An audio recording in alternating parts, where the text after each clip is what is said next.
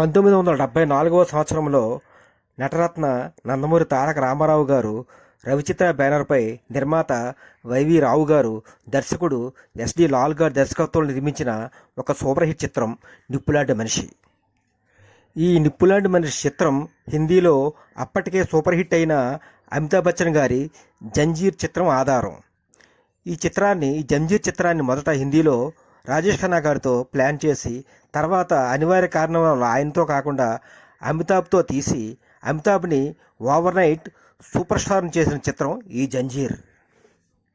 తన కుటుంబానికి జరిగిన అన్యాయానికి ప్రతీకారం తీర్చుకునే పాత్రలో శ్రీ ఎన్టీఆర్ గారు అద్భుతంగా నటించారు. అంతేకాకుండా పోలీస్ ఆఫీసర్గా పవర్ఫుల్ పాత్రలో ఎన్టీఆర్ గారు చాలా చక్కగా నటించారు.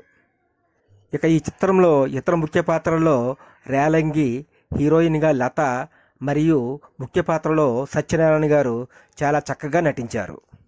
ఇక ఈ చిత్ర విజయాన్ని చూస్తే ఈ నిప్పులాంటి మనిషి చిత్రం 1974 అక్టోబర్ 25న విజయదశమి కానుకగా ఆంధ్రప్రదేశ్లో 31 కేంద్రాలలో 41 థియేటర్లలో మరియు బెంగళూరులో కూడా 4 థియేటర్లలో విడుదలై సూపర్ డూపర్ హిట్ అయి ఆంధ్రాలో 17 కేంద్రాలలో, నైజాంలో 4 కేంద్రాలలో డైరెక్ట్గా 50 రోజులు ప్రదర్శించబడింది.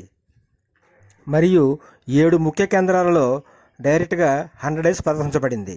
మరియు రాజమండ్రిలో షిఫ్ట్తో సద్దినోత్సవం పూర్తి చేసుకొని టోటల్గా 8 కేంద్రాల్లో సద్దినోత్సవం పూర్తి చేసుకుంది.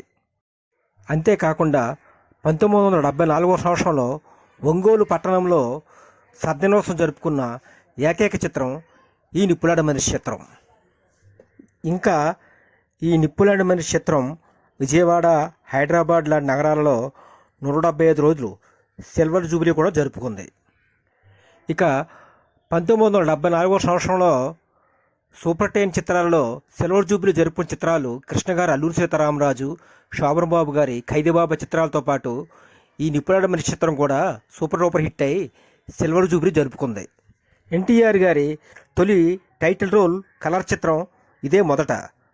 మరియు ఎన్టీఆర్ గారి 5వ కలర్ చిత్రం కూడా ఇదే.